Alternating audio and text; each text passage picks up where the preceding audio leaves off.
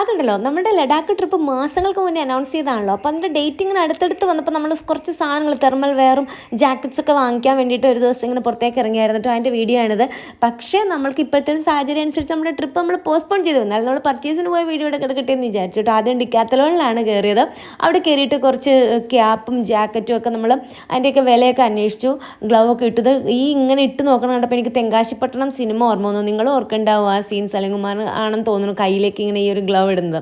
അപ്പം നമ്മൾ പക്ഷേ ഇവിടെ നിന്നും വാങ്ങിയില്ല. നമ്മൾക്ക് ഇങ്ങനെ ഒരു അഫോർഡബിൾ ആയിട്ടുള്ളൊരു പ്രൈസിൽ അവിടെ സംഭവങ്ങളൊന്നും കാണാത്തതുകൊണ്ട് തന്നെ ചില സംഭവങ്ങളൊക്കെ നമ്മൾ ഓൺലൈനിൽ നിന്ന് ഓർഡർ ചെയ്തു.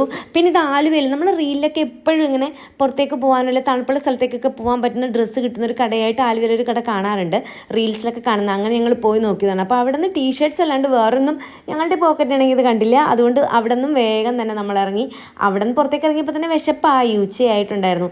പിന്നെ തൊട്ടടുത്ത് കഞ്ഞിയെന്ന് കണ്ടപ്പോൾ ഞാൻ അവിടെ കയറി കഞ്ഞി കുടിച്ചു. ഡോപ്പി ഒരു ബിരിയാണി തിന്നു. പിന്നെ നേരെ പോയത് സ്റ്റുഡിയോയിലേക്കാണെന്ന് ജീൻസ് എടുക്കാമെന്ന് പറഞ്ഞ് സ്റ്റുഡിയോയിൽ പോയി ജീൻസും ഷർട്ട്സൊക്കെ കുറേ നോക്കി. അവിടെയും ഡോപ്പിക്ക് ഒരു തൃപ്തി വരാത്തതുകൊണ്ട് നമ്മൾ എടുത്തില്ല. അങ്ങനെ നമുക്ക് തൃപ്തി തരുന്ന രീതിയിലൊന്നും കണ്ടില്ല. പിന്നെ ഞങ്ങൾ അവിടെ നിന്ന് ഇറങ്ങി നേരെ പോയത് ബ്രോഡ്വേയിലേക്കാണ് കേട്ടോ. എല്ലാം കഴിഞ്ഞ അവസാനം നമ്മൾ ബ്രോഡ്വേയിലേക്ക് വെച്ച് പിടിച്ചു. അവിടേക്ക് പോയത് ശരിക്കും പറഞ്ഞാൽ ഈ നമ്മളുടെ ലഡാക്കിൽ പോകാനുള്ള ഡ്രസ്സ് എടുക്കാൻ വേണ്ടിയിട്ടല്ല, സ്കൂൾ തുറക്കുന്നതിന് മുന്നേ കുട്ടികൾക്ക് കുറച്ച് ഐറ്റംസൊക്കെ സ്കൂളിലേക്കുള്ള ഐറ്റംസ് ഷോർട്സൊക്കെ വാങ്ങണമായിരുന്നു. അങ്ങനെ ഞങ്ങൾ ബ്രോഡ്വേയിൽ വന്നു. ആ ബ്രോഡ്വേ കാണുമ്പോൾ വേറൊരു മൂഡാണല്ലേ. എനിക്ക് പണ്ട് ഡാഡിയുടെ കൂടെ പോയതൊക്കെയാണ് എപ്പോഴും ഓർമ്മ വരിക. ചെറുപ്പത്തിൽ പോയതൊക്കെ. ബ്രോഡ്വേ പോകാൻ ഭയങ്കര ഇഷ്ടമാണ്.